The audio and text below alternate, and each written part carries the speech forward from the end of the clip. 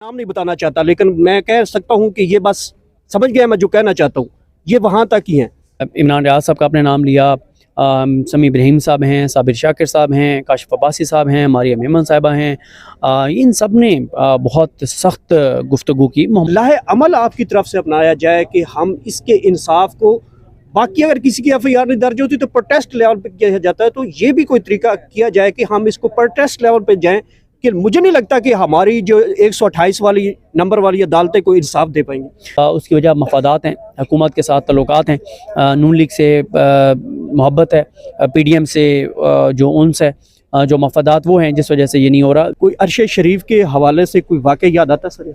लेकिन अरशद साहब के साथ जो मेरी ज़्यादा वो रही, वो आखिरी दिनों में जब उनके केसेस चल रहे थे, तो बिल्कुल जो उनके साथ एक लास्ट मुलाकात थी, जो कि अरशद शरीफ के करीबी जो हैं वो दोस्त समझे जाते हैं, और इन्होंने सदीक जान साहब जितनी आवाज़ शहीद अरशद शरीफ के लिए मेरे ख्याल उठाई, इमरान रियाज खान साहब, और या अपने शहीद के लिए जितनी आवाज़ सदीक जान साहब ने उठाई है, मेरे ख्याल में अभी तक पाकिस्तान की मीडिया इंडस्ट्री में इतनी किसी ने आवाज़ नहीं उठाई। अल्लाह इनके लिए ज़िंदगी और इनके तहफ़्फ़ुज़ को यकीनी बनाए। बहुत बहुत शुक्रिया सर टाइम देने के लिए। सर, कहाँ तक अरशद शरीफ के जो इंसाफ के पैरामीटर्स हैं कहाँ तक पहुँचे हैं?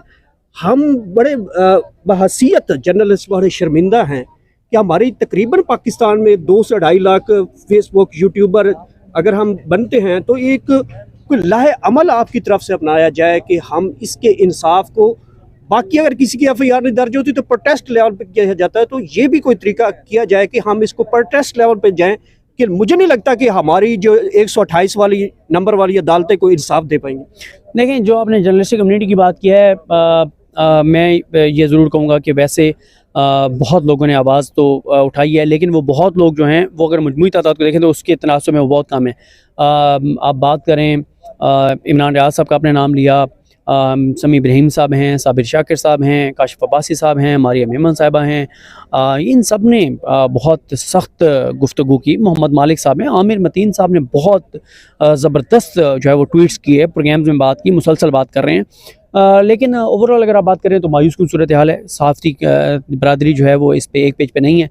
उसकी वजह मफादात हैं, हुकूमत के साथ तल्लुकात हैं, नून लीग से मोहब्बत है, PDM से जो उन्स है, जो मफादात वो हैं, जिस वजह से ये नहीं हो रहा, जो कि होना चाहिए, सबको एक पेज पर होना चाहिए।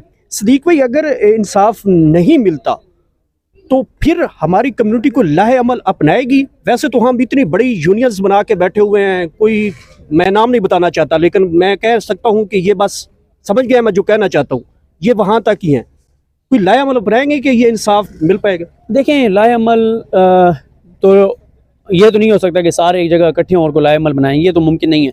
जो लोग बात कर रहे हैं वो बात करते रहेंगे, जिसने शामिल होना है आगे शामिल हो, ये सबकी जिम्मेदारी है, सबके अखलाकी फ़र्ज़ है। आप अरशद शरीफ के बहुत करीबी, उनके बड़े बेस्ट फ्रेंड्स में थे, आज याद भी आती है, और अरशद शरीफ की रूह के लिए भी आपकी जितनी मैं आवाज़ को जानता हूँ, जितना आप उनके लिए दर्द रखते हैं, और उनकी वालदा के साथ भी आपका माशाल्लाह, जिस तरह उनका बेटा तो नहीं लेकिन एक उनके हकीकी बेटे होने के नाते भी आप उनके साथ पार्ट करें। कोई अरशद शरीफ के हवाले से कोई वाक़या याद आता सर?